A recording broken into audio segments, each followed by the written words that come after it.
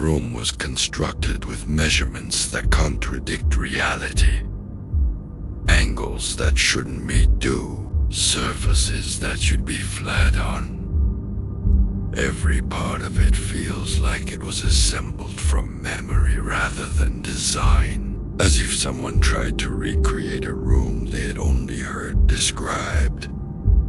The structure rejects stability. It shifts when you blink. It corrects itself when you look away. And it seems aware that you're noticing the mistakes. The door frame is the first sign that the room wasn't built correctly. It leans, but not from age. It leans with intention, as if aligning itself to something outside the blueprint. The door doesn't close.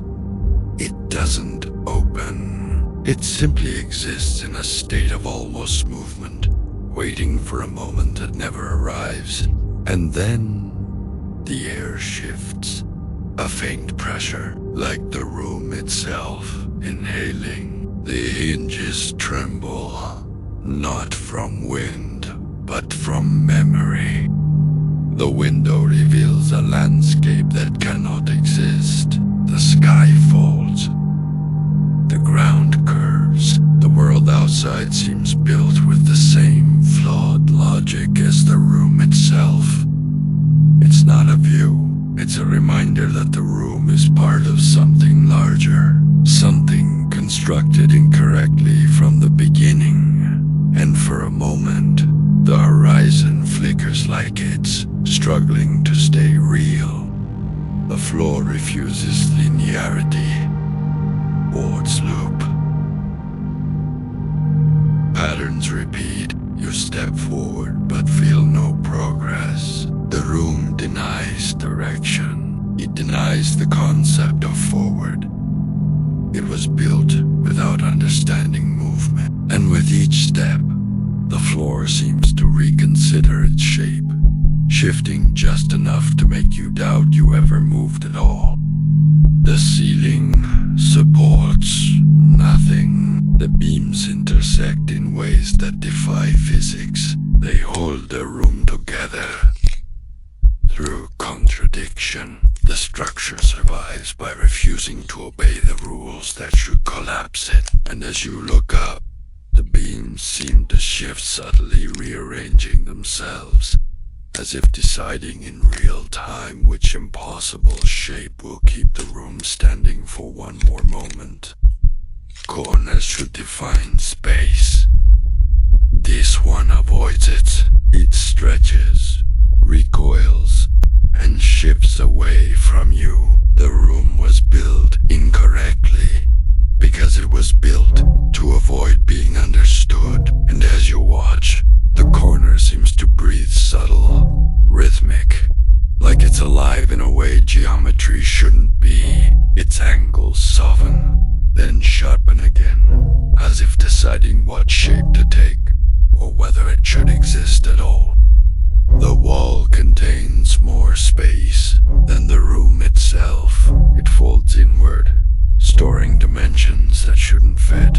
Whoever built this place didn't understand limits, or they understood them too well and chose to ignore them. As you watch, the surface ripples slow, deliberate, like it's rearranging its own depth. Shadows slip into it and never return. The wall feels less like a barrier and more like an opening to a place that hasn't decided what shape it wants to be.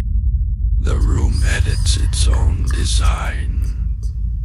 Measurements change, angles rewrite themselves. The structure is correcting mistakes that were never mistakes. It is rebuilding itself according to a plan that doesn't exist. Slowly, the walls pull subtle, deliberate, like they're reconsidering every choice ever made in their construction. Lines stretch, compress, and settle again, as if the room is drafting and redrafting itself in real time, chasing a version of reality only it can see. The furniture seems imported from a different reality. It doesn't belong. It doesn't fit. It highlights the room's incorrectness, as if placed there to emphasize the flaws. Each piece feels slightly wrong in a different way. Angles that don't match. Proportions that shift when you're not looking. The furniture behaves like evidence, quietly insisting that the room is lying about what it's supposed to be. The cracks form symbols that resemble instructions. The room is communicating through damage. It is telling you how it was built incorrectly and why. As you study them, the fractures deepen with purpose, branching into patterns that feel almost deliberate. Lines intersect, curve, and repeat like a blueprint drawn in reverse. The symbols pulse faintly, as if waiting for you to understand them, or warning you that understanding comes with a cost. The room collapses inward, but the space remains. It folds without losing volume. It was built incorrectly, because it was never meant to be stable. It was meant to fail in a controlled way. As the collapse deepens, the walls bend toward a single point, yet nothing shrinks. The air thickens, stretching like elastic around an unseen center. You feel the room tightening, reorganizing itself, pulling every mistake it ever made into a deliberate implosion. For a moment, the room becomes perfect. Every angle aligns, every surface smooths. It reveals what it was supposed to be, then it breaks again, returning to its incorrect form. The flaw is intentional. The mistake is the design. The perfection holds just long enough to feel undeniable, an instant where the room seems proud of its true shape. But the moment collapses, cracking back into asymmetry. The wrongness settles in like a choice, not a failure, as if the room trusts its broken form more than the ideal it briefly allowed you to see.